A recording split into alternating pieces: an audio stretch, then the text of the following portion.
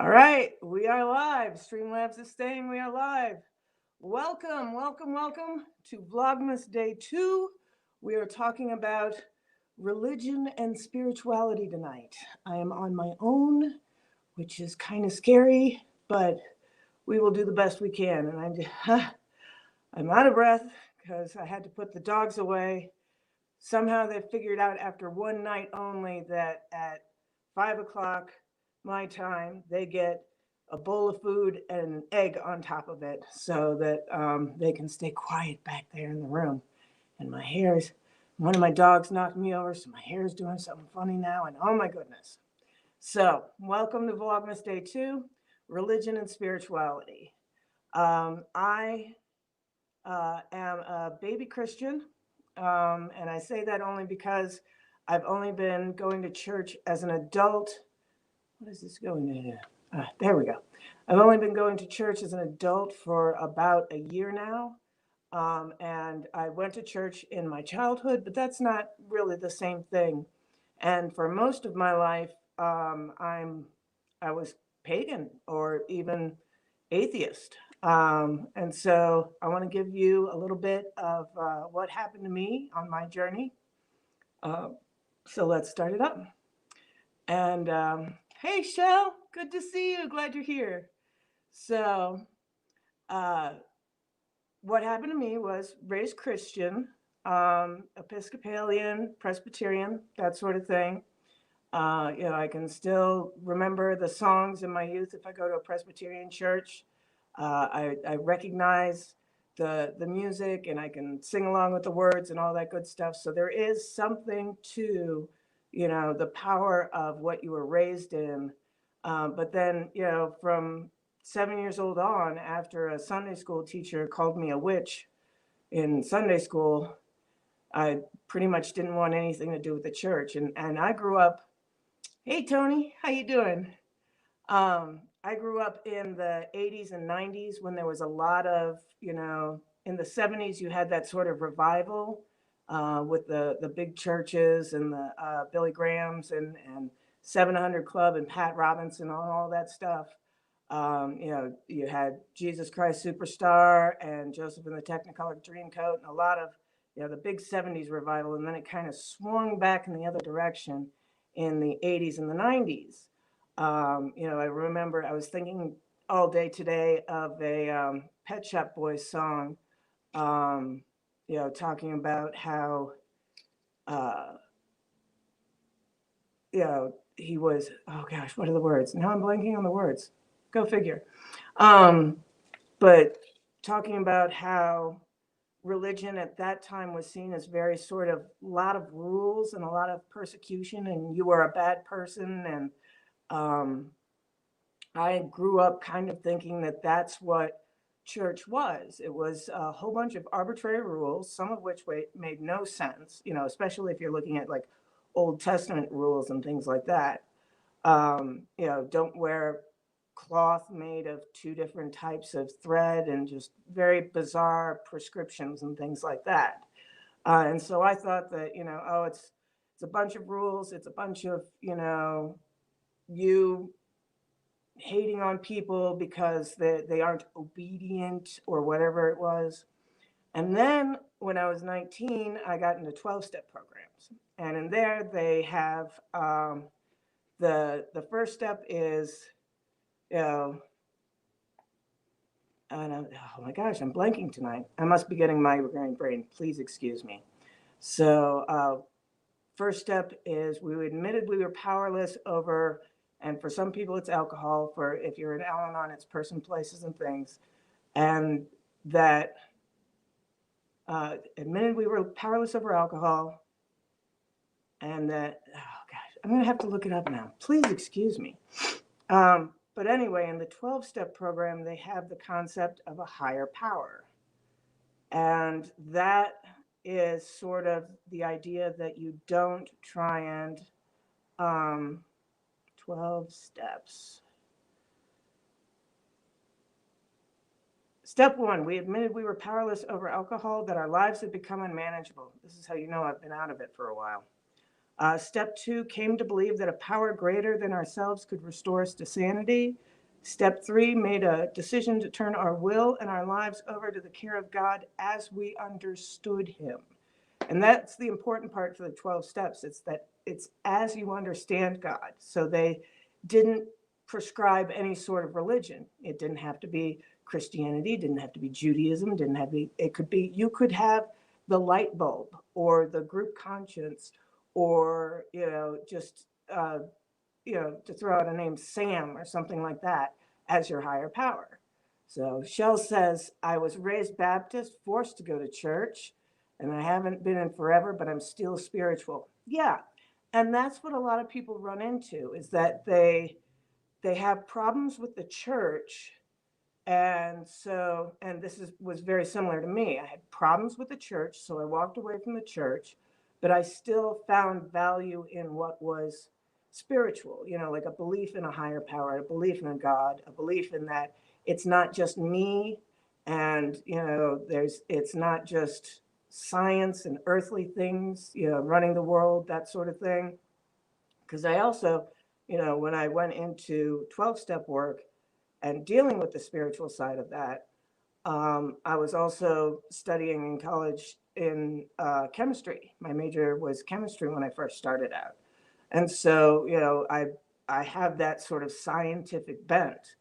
And so when I came out of college, went into the work world, considered myself sort of pagan, got into that.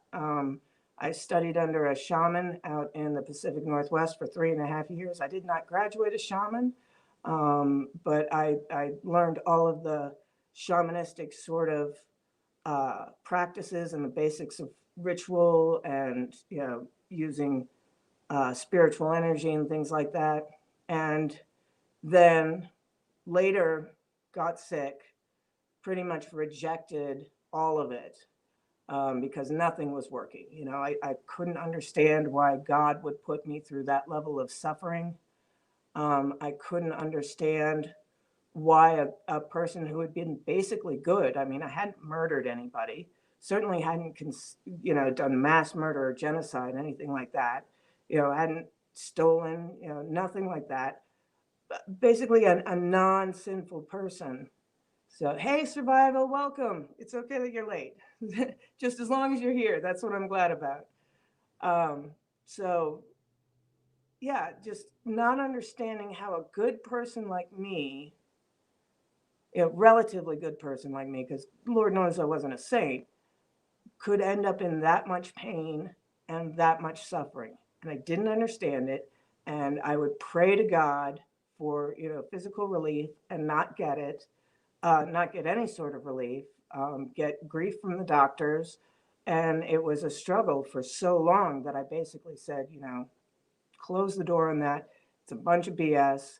I don't want any part of it. It failed me. Obviously, it doesn't work because I'm a very results driven person, a very evidence driven person. So yeah, church is not a physical place, but your relationship with Jesus Christ. That is very true. It's as long as two are gathered in my name, there go I, that sort of thing. So, yeah, so a lot of people, have problems with church, have problems with religion, have problems with people who have done them harm that are church officials, things like that. And that can drive a lot of people away from religion. And, maybe they still acknowledge that there's something spiritual going on, because we all kind of have that inner feeling. And in fact, there's a portion of the brain that is driven towards spiritual experiences that can be, activated with hallucinogens and other things like that. And it's very, very curious why we would have a spiritual part of the brain. So science, the atheists and the theists argue about this online on Twitter all the time, and some of the battle threads, oh my gosh, they just go on forever and ever and ever and ever. But my point is that even if you've had bad experiences with religion, don't give it up. The way that I came back, hey, Lawrence, welcome. Good to see you. I'm doing all right. Um, just because you've had bad experiences with religion, don't give up on it. One of the big things that led me back to my Christianity in particular was Jordan Peterson. And he has a great series on the Bible. And the first, I think it's like 3 hour talk or something like that, even though it's more like an hour and a half talk and an hour and a half questions. Um, he deals with just the concept of God and where that came from. And what he did for me, which was absolutely amazing, which I didn't even think was possible, was he reconciled what is written in the Old Testament with science. And, I never thought that that was possible. I thought that, what I'd learned in science, what I'd learned about chemistry and everything else, biology, um, that there was no way that that could be compatible with the Bible. But sure enough, it really, really is. And so if you look at the Bible not as a scientific book and not as a history book per se, although some parts are historical, you really get more of a sense of um, what it's trying to teach us. And that is, we understand that there's male and female. Imagine, let's do this thought exercise. Imagine that you are a nomadic person, beyond cave dwelling, but just about Stone Age tribe there.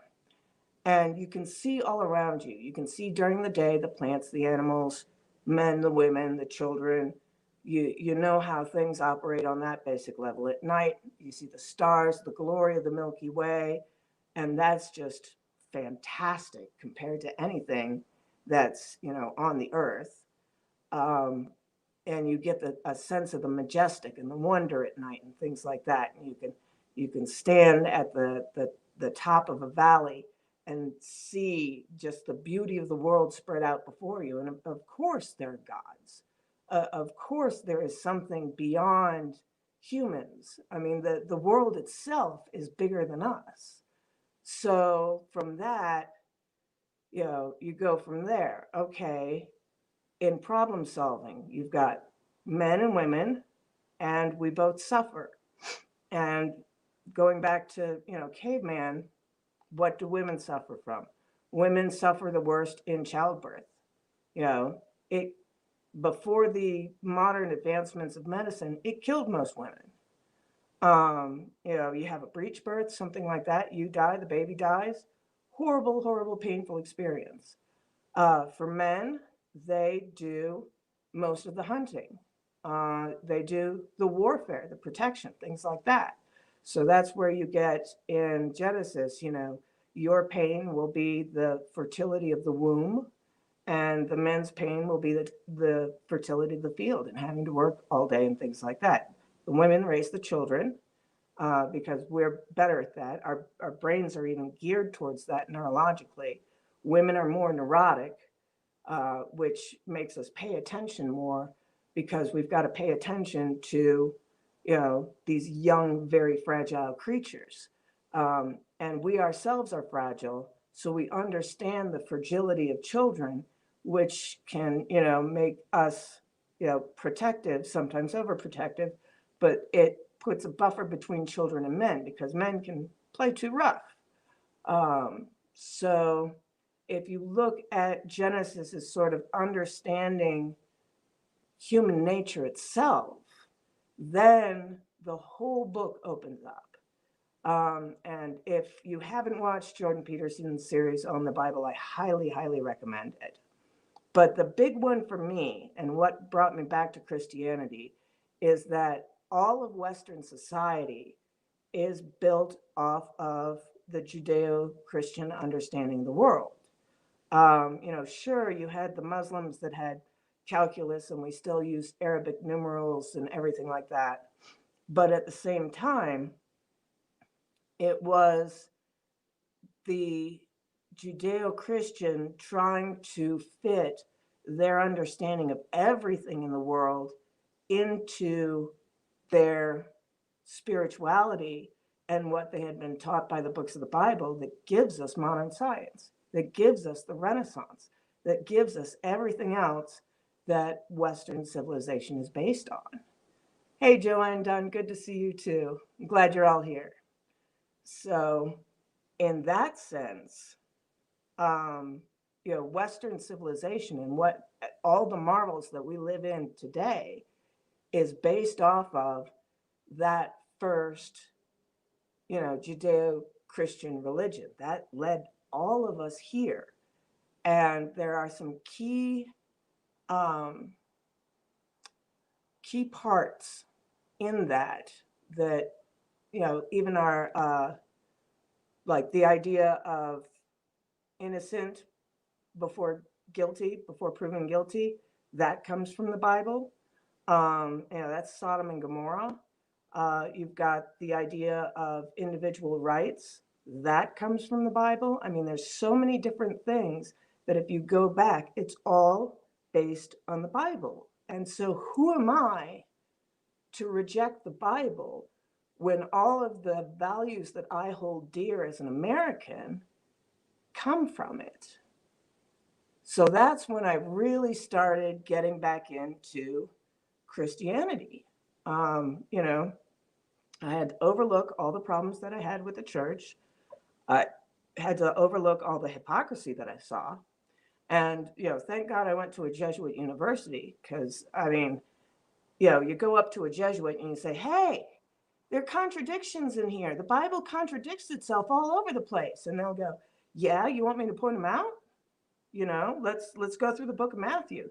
The book of Matthew contradicts itself, sometimes from one verse to the next. And so all of these contradictions and all of these arguments that the atheists would raise that didn't scare the Jesuits at all, and it didn't shake their faith either. And I thought that was just an absolutely mind-blowing concept. It's like, here these guys are, and they are experts in the Bible, and they know where all the faults lie in the Bible, and it doesn't disturb their faith. And it took me about 20 years to chew on that, to figure out, what was going on there. Oh, here's a good one from Lawrence. I happen to be gay and a Christian, but celibate. It's a struggle for me sometimes. Yes.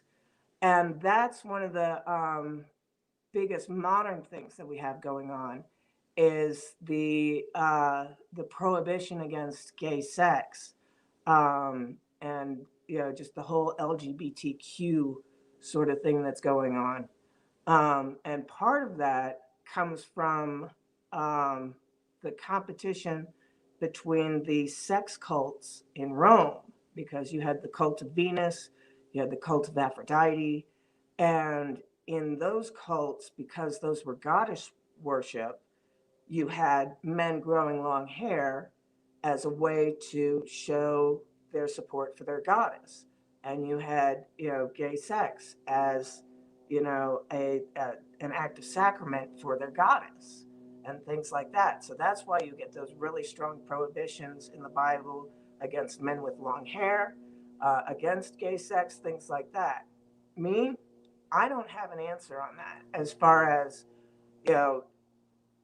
because one of the things that it talks about is that it doesn't matter whether it's a big sin or a little sin, it's all sin, and we're all sinners. So who am I to condemn gays, when lying is a sin as well, and, nobody's 100% honest.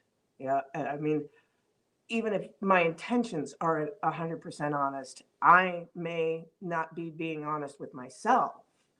And so it's one of those things where it's like, I can't condemn anybody for their lifestyle. I can't condemn anybody, for being gay or anything like that. And then, you add the science part in there where, a certain percent of the population is just gay all the time. So it may be a genetic thing. But the problem comes in, and this is what I've seen in the last 20 years, because I fought for the B in the LGBT rights back in the 80s and 90s. It used to just be you were gay, lesbian, straight, and if you were bi, they called you greedy.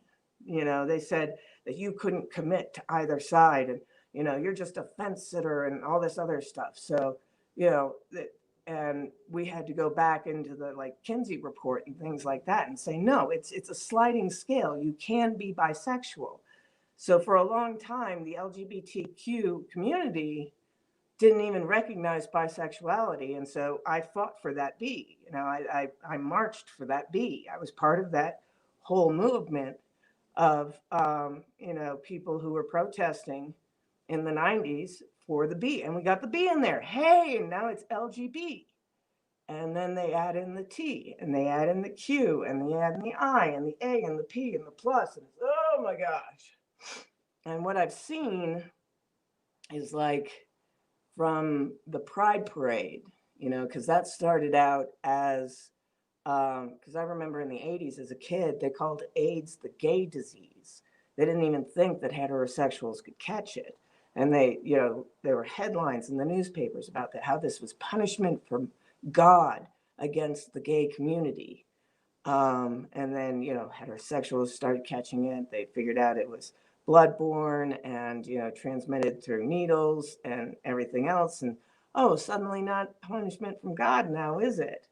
But there was that really strong push for a while. And the Pride Parade came up from that community trying to say, hey, you're persecuting us because we're gay. Because it used to be you couldn't be a teacher if you were known to be gay. They'd immediately assume that you were a child molester.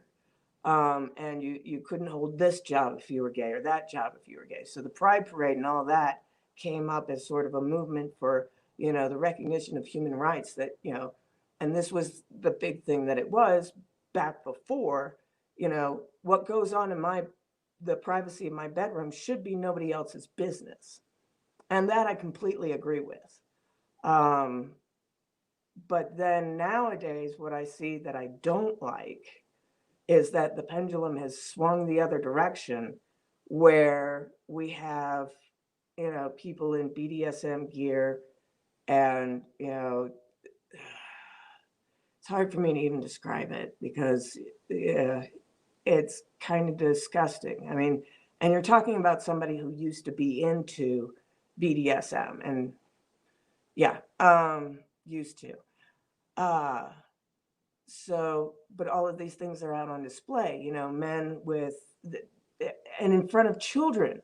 A Pride Parade used to be something you could take your kids to. Now it's something where it's like it's nearly sex shows out in the daytime. And that's just, a little too much, folks, a little too much. Let's keep it to a dull roar, because you can't keep it in the privacy of the bedroom. That's where it used to be. Oh, yeah, see, now this bothers me. They have kids in drag dancing in the streets now. And, it used to be that if your parents even talked to you about sexuality before you were like age 13, 15, they'd haul you in front of CPS and tell you that that was child abuse. And now these kids, are out there 7 and 8 years old and they know all about sex. And it's like, wait a minute. How did it happen in 30 years that we went from this is child abuse and we will lock you away and take your kids away from you from, drag queen story hour? And it's a bit too much too fast. So I can understand why a lot of people are returning to hardcore Christian values. And I worry because on the one hand, yes, there is persecution against gays and transsexuals and other things like that, especially in small communities where it's very, very rare. Big city, people really don't care what you do most of the time. But at the same time, there does need to be some balance and a return to a center line where we don't have these extreme displays of BDSM in the middle of the street in the middle of the afternoon. You know, just because it's a pride parade doesn't mean you should be out there doing that stuff. You know, in a lot of states, I mean, it used to be that you could be arrested. I think still in the state of Missouri, um, we used to do BDSM shows at the goth clubs, and you know, usually it was just a little bit of wax, you know, suspension work, all sorts of things. But every once in a while, we'd get a whisper go through the club: "No cop, no stop. No cop, no stop." And that's when we hauled out the cat o' nine tails, hauled out the floggers, the spanking, all of that. Because in Missouri, even if it's consensual, you can be arrested and charged with assault and battery for hitting somebody else. And that's how they go against the BDSM community. And then I know plenty of people who were arrested as a result of that. You know, and those shows were very, very popular back in the 90s. And that was the taboo thing that everybody was doing. So, but now it's out in the streets, and it's like, okay, if you put what is should be, you know, taboo and what should be kept in private out in public, what kind of reaction do you think you're going to get? So, yeah, survival agrees with me, right? Not cool. Not cool, guys. So I can understand why, because the same thing happened with Sodom and Gomorrah. You know, you have this sort of corruption of society that goes on. And then the society falls apart. You know, the same thing happened in Rome. You saw sort of this very structured, very disciplined society slowly get more and more and more and more liberal over time, and then the whole thing fell apart. You know, because there's the richer you get, the more liberal you get, and everything like that, the less you hold on to the traditional values, the less you remember why the traditional values are important, why they were there in the first place. And there's something very, very sacred about the family and the protection of children and not exposing children to these things before they're ready. You know, because kids' minds aren't developed yet. I mean, technically, our minds aren't fully developed until the time we're 25, and that's only when the growth hormone cuts out. Then, as your growth hormone declines, you know, 30. Well, why do you think the hippies had a saying of "don't trust anybody over 30"? Well, yeah, because their brains are different. So, yeah, Lawrence, they went too far and they fell apart. Exactly, exactly. So how do you rein things back in? How do you get people to realize the importance of tradition and values and things that you know they may viscerally you know reject out of sort of a human rights thing. You know, it's like, okay, we don't want to step on the rights of people who are biologically DNA programmed gay, because what the heck are you going to do about your biology? Um, Except the trans people have an argument against that. But even still, you know, even if you change all the hormones in your body, you can't change your chromosomes. And if it's after puberty, you're not, you know, fast twitch muscles in men. There are just all sorts of biological differences between men and women that cannot be changed with hormone shots. They just can't. And so, you know, what are we going to do? Are we going to say that um, biology doesn't exist? Well, we can't really. You know, we can deny it, we can subvert it, we can hide it, but we can't make it not exist. So,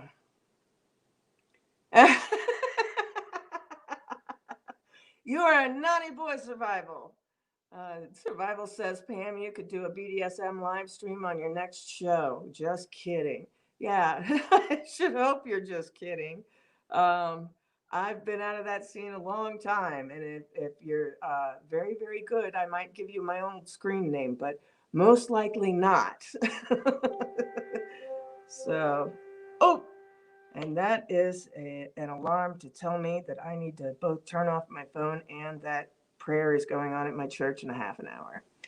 So yeah, so I grew up rejecting my faith, um, going into paganism, you know, studying as a shaman, um, being in BDSM, being in alternative lifestyles and everything like that.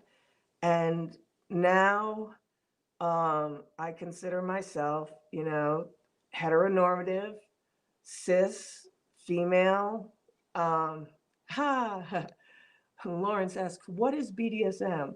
BDSM is an acronym for bondage, domination, sadomasochism. So that's, you know, tying people up, um, spankings, the real perverted stuff, the real hardcore perverted stuff. So they have a convention every year in Las Vegas called BondCon. They have another one in New York, and I think they now have one in San Francisco. And I was in the one in 2003. So yeah, if you want to try and identify me back, is Vegas BondCon 2003. I was in that one. Um, so yeah, I had full blown heathen lifestyle, full blown heathen lifestyle, taught in the sciences, everything else. Thought I knew that everything that was going on, and now I'm part of a fundamentalist, charismatic Christian church, and I pray every day by myself and several times a week in groups. I go to Sunday worship. I do Wednesday prayer with a prayer group that a friend of mine and I started up. There's the Monday prayer groups. We do evangelism out in the street. And if you had told me 3 years ago, even 2 years ago, that this was the kind of person that I was going to be, I would have laughed at you. I would have laughed at you. But it has brought such an amazing value to my life. I do fully believe uh, in the spiritual realm. I do believe that there's a God, and I I believe that intercessionary prayer works. It's not just us spewing up to heaven, although it may take some time.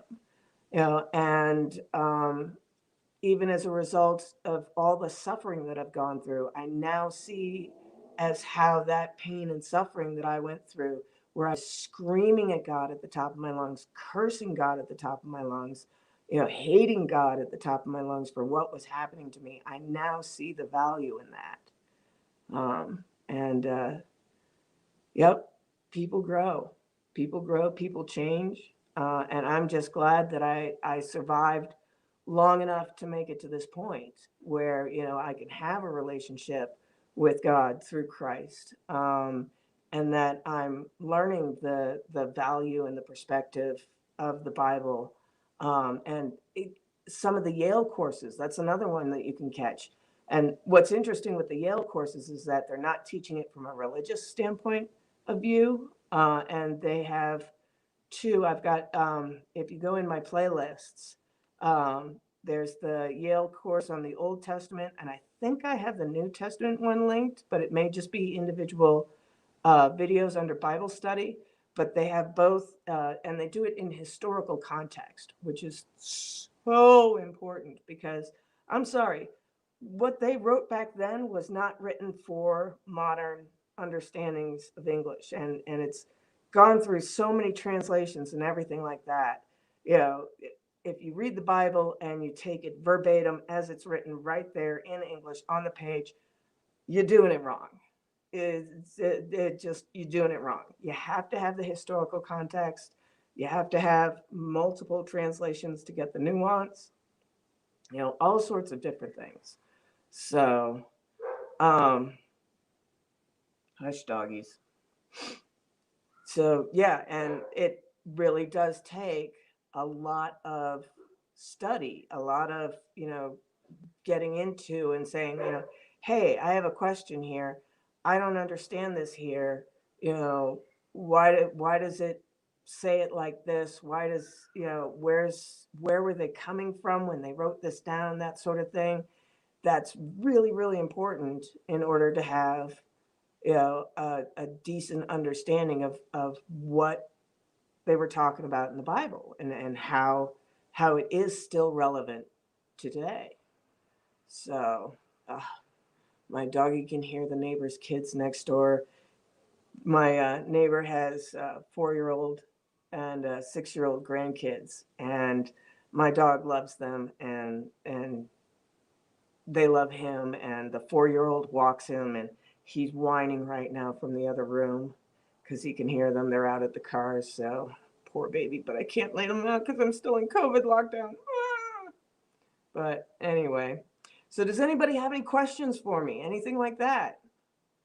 You know, let's hear it from the chat. I need to take a drink of Red Bull anyway. My mouth is drying out. Mm. So, and I can delve into some of the teachings that I got in shamanism if anybody is interested in that. So,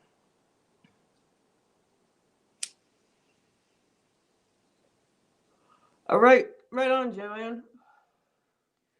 She says, "Whoops, I'm just learning from you." Well, thank you very much. I appreciate it. I hope that you're learning something. I don't know how much value I have in what I have to say, but I'm spitting it anyway in case it helps somebody. So Lauren says, "I would love to talk to you on the phone. Sometimes my video chat does not work." No worries. Yeah. If you want to, um, this is my Twitter handle. You can go ahead and drop me a DM in Twitter, and I will give you my phone number there, and you can feel free to call me, and we can have, a deep, deep talk. So, oh, poor baby, you'll be all right. I know you can't go see them anyway, so you're just gonna have to suffer back there. I'm sorry. Oh, poor little things. All right. So yeah, I look forward to it, Lawrence. I look forward to it. Um, but yeah, so I know people today that, still have problems, and like they'll pray to the universe. They'll use that as their higher power. And they feel safe in mixing and matching and what works for them, sort of thing. I mean, like, I actually, even as a Protestant, I fully believe in Protestantism.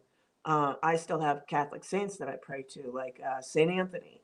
When I was a little kid, my mom taught me the Saint Anthony prayer for lost stuff. So if ever you lose anything, you can say, "Tony, Tony, look around, something's lost and can't be found." And then you tell Tony what you're looking for.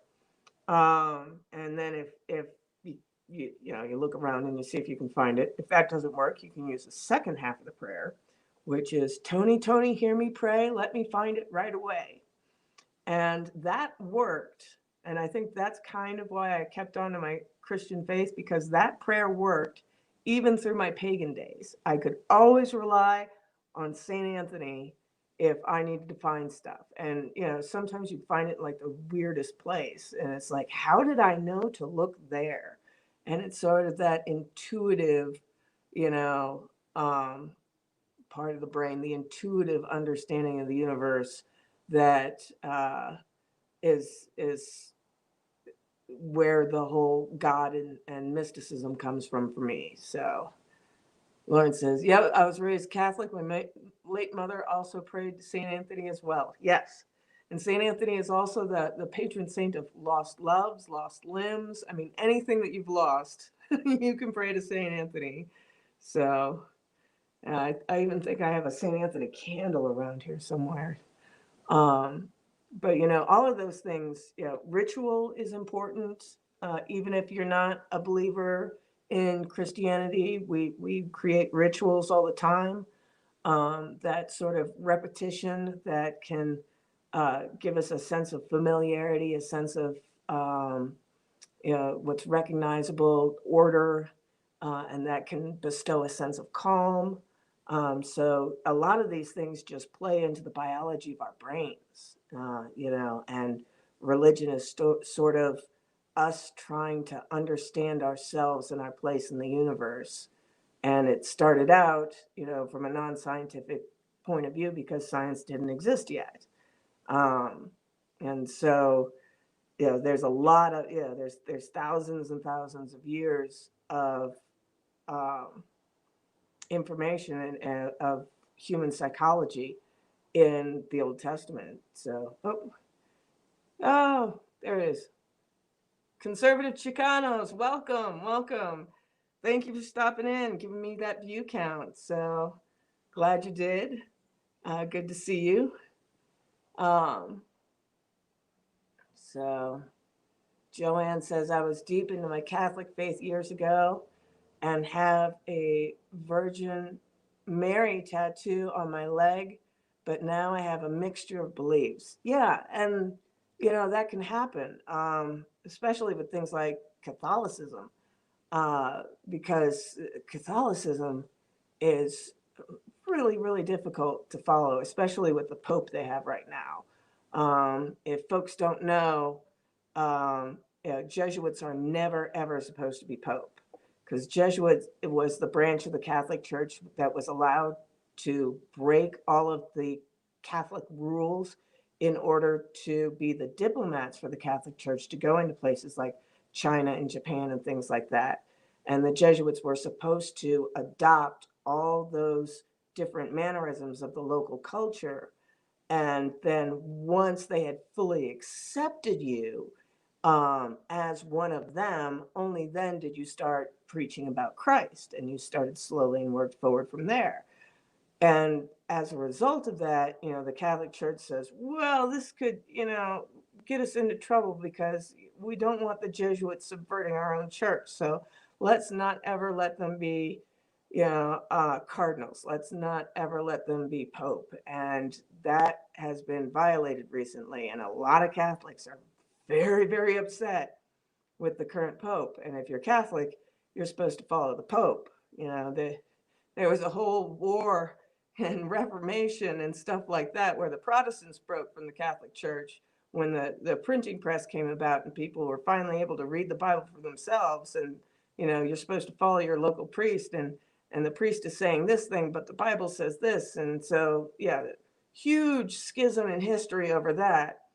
So I'm not surprised that I feel very, very sorry for Catholics nowadays that they've got a Jesuit Pope. They should not have a Jesuit Pope.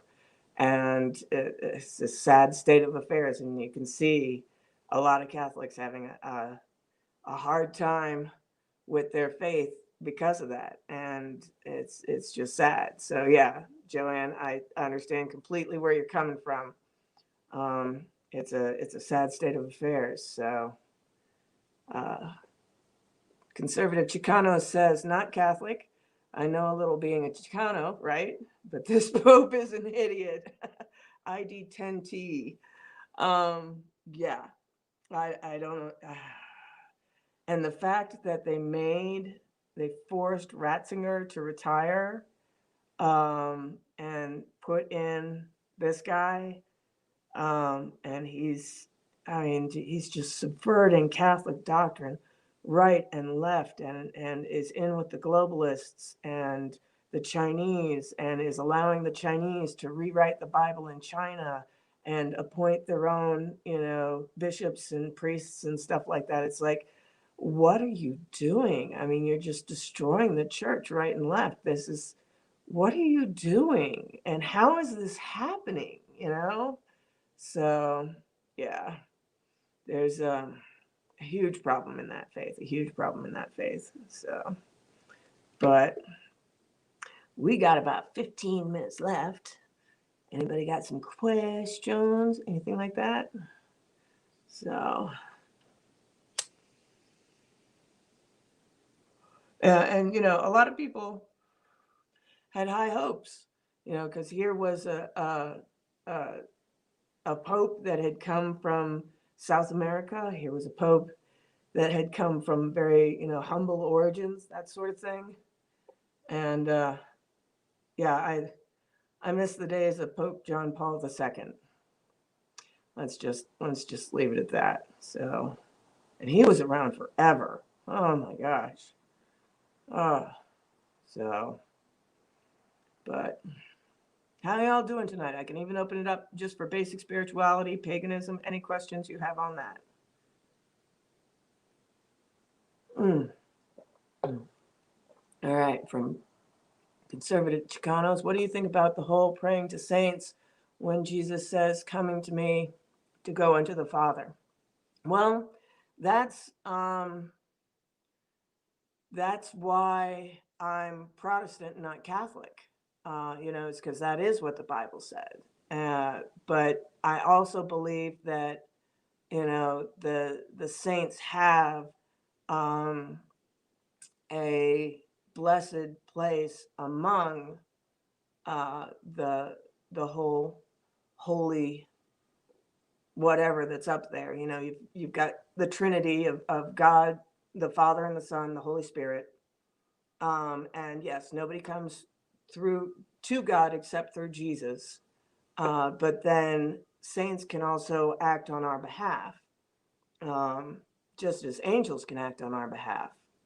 Whereas Jesus and God and the Holy Spirit are pretty far up there. And, it may be that you don't feel comfortable coming to Jesus with something like that. So you may want to talk to a saint instead. And saints, as far as I can tell, have been bestowed with special powers. So, you can call on in a saint's name, but you also in prayer call on Jesus and God and the Holy Spirit as well. So I would just consider it, the more the merrier. Um, so, and here we have from Lawrence, I pray to Christ and the Holy Spirit, but I do also believe the saints can help out and have a purpose in heaven. Yeah, that's pretty much it. That's pretty much it. Um, you know, uh, and not all the saints were, saintly. Um, you you have, who was it? The saint that he was an absolute womanizer, a drunkard, and everything. Saint Augustine. He was not a saintly man until he found God. So, it's one of those things where it's like we often think of saints as those people who are the most pure and the closest to God and everything else like that. And it's like, not all of them, not all of them. So, and Sting has a great song about Saint, is it Saint Augustine in Hell? I think it's called. Um, God give me chastity, but not yet. So, yeah, then that's a great point. Conservative Chicano says Paul was a tax collector, and a terrible name back then. Um, yeah, tax collectors were the absolute worst, and Paul, on top of that, persecuted Christians. You have Abednego and the two others, names I'm blanking on right now. Who they tried to burn alive. So he was an absolute persecutor of Christians, and he's a saint. So how does that work? Um, and it's just one of those things is that, grace can come upon us at any time and reform our ways. Paul was struck down on the road to Damascus, couldn't speak for 3 days, blind, and who are you to say there is no God? And a Jew on top of that. So, these transformations can be instantaneous and dramatic, or they can be, a gradual progression towards belief and understanding and things like that. So, um, I feel, yeah, robbing Peter to pay Paul. Yeah, exactly. Survival. So, um, but yeah, I feel most sorry for the people who are like militant atheists, because uh, they have a belief system and they don't realize it. You know, that they just have a belief system in opposition to faith-based systems. Even though they use, you know, faith all the time, they won't admit it. Um, so on a faith talk with Pablo, I don't know that one, or unless you're talking with an actual person. So, oh, you need to come to on a faith talk with Pablo. Got it. I haven't heard of that. So yeah, if you want to follow me on Twitter, shoot me an email. This is or shoot me a DM. This is my political. I should have my other. Let me create a banner for that real quick. So it's uh, at at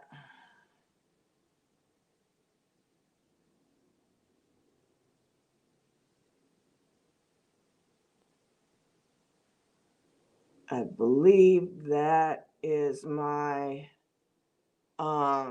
my spiritual Twitter. So I separate out my political um stuff from my spiritual stuff because they're, you know, I don't want politics to get in the way of my my spiritual endeavors on Twitter. You know, I don't really want people to go, oh, you're just a Trump supporter, blah blah blah blah. People like to stick you in the boxes and stuff like that. So I'm trying to find out on Twitter. Yeah, so the one that I know, that I absolutely know that you can catch me in the DMs is this one. So E_Veritas_unum. And you can send me and my Twitter picture on that, because Lawrence just asked, it's half black and half white. And if you zoom into the picture, it's actually a guy feeding geese. And I just, because I'm a centrist at heart. So if you find a picture that looks like a circle that's half black, half white, that's my Twitter picture. So, and then that's my Twitter username. Good. You found it? Awesome. So, yay, followed me on Twitter. Cool. So yeah, that's where I do all my political stuff. And you know, people are too quick to judge when it comes to, are you a Trump supporter? Oh, that must mean that you're a Republican and a conservative. No, I'm a centrist. I've voted for Democrats in the past. Democratic Party now is absolutely insane. Can't touch them, you know. But you know, the Republicans do not have a monopoly on, you know, values or truth or any of the rest of it.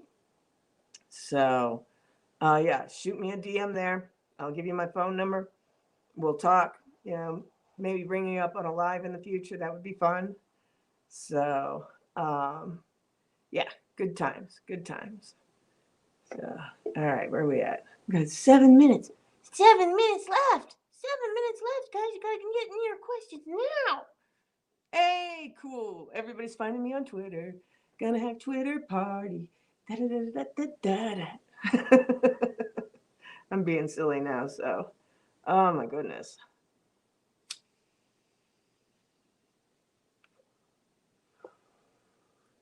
So yeah, if you can check the Jordan Peterson Bible series out.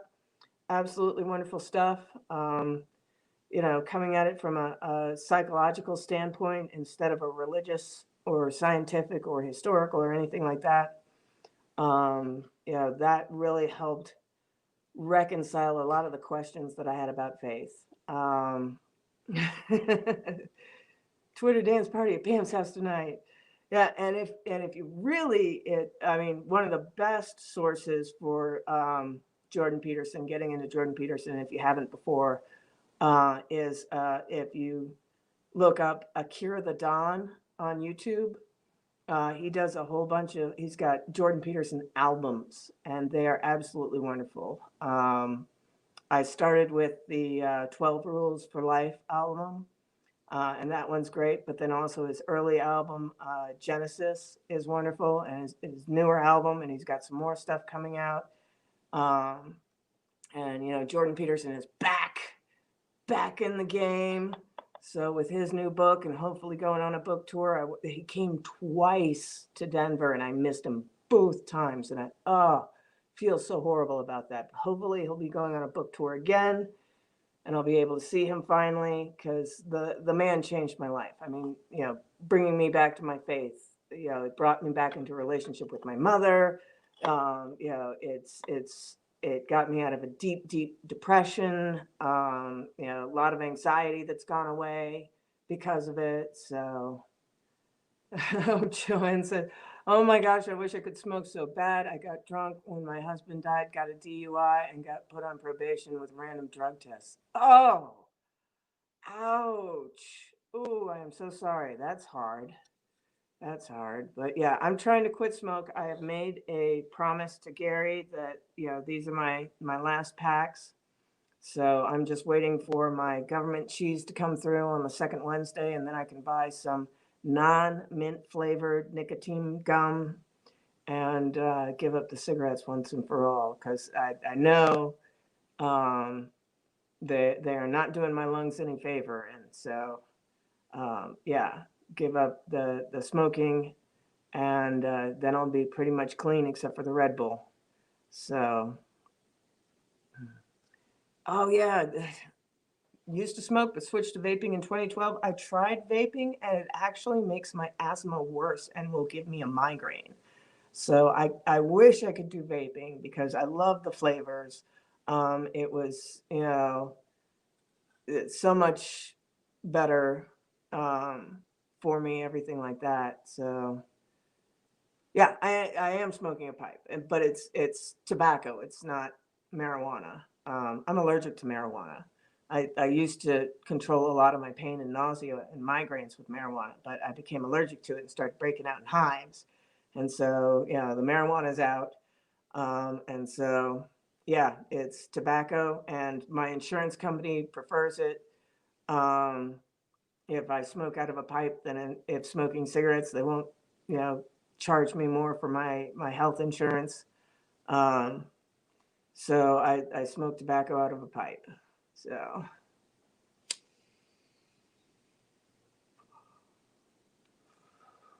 now that's interesting. I'm also allergic to mint. So Lawrence says, yeah, I have a mint flavored vaping and it actually clears my sinuses strangely. That does not surprise me, but I'm allergic to mint as well. So Jill says, I vape my weed, but still a cigarette smoker also. Yeah, I used to do concentrates, used to vape the concentrates. So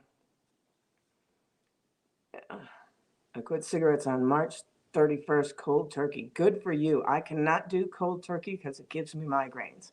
And that's my biggest battle that I have is with my migraines. So, oh, I missed it. It jumped. Smoke weed, it's legal here. Yeah, I'm in Colorado, so it's totally legal here. Recreational, medicinal, all of it. So, yeah, and that's how I used to control my pain. So, um, sent you a message in your inbox, Lawrence says, and I sent you some of my artwork. I'm an artist. Oh, I heard that on uh, Gary's stream. So I'd be very interested in seeing that. I grew up in my mom's art gallery, so I look forward to seeing that. That would be awesome.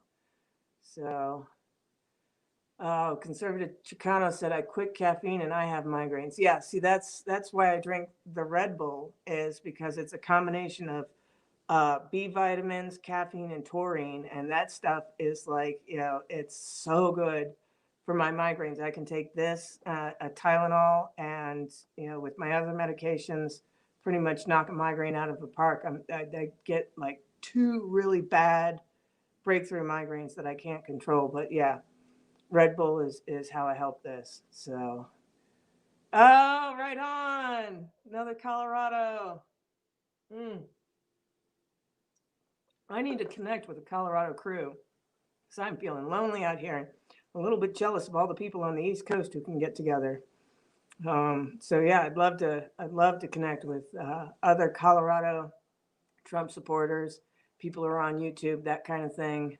So, but just before you go, guys, remember to smash it a like. I got to do those usual YouTube plugs. If you're not subscribed, please subscribe. Smash the like button. Share it with anybody who you think might be interested in this or might be interested in further Vlogmases. I think, what are we going to do tomorrow night? I'll have to come up with a topic for tomorrow night, but I'll let y'all know. And check me out on Twitter. And it was lovely spending this past hour with you. So thank you so much. Love y'all. Bye.